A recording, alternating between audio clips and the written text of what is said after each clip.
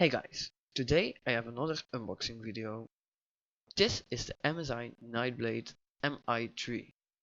It has an Intel Core i5 7400 CPU inside with 8GB of RAM and an Nvidia GeForce GTX 1050 inside. It's a really good computer.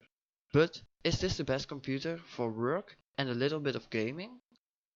I say yes. The price is about $800 and I think it's a really good buy. Here you see some shots of the computer. The only thing you have to do is power your computer, plug an HDMI cable in, and it's ready to go. It starts up with an MSI logo. The RGB will start shining. You can also choose the color of the RGB.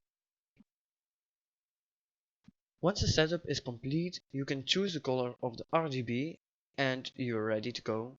Thanks for watching, leave a like and subscribe. See you next time, bye!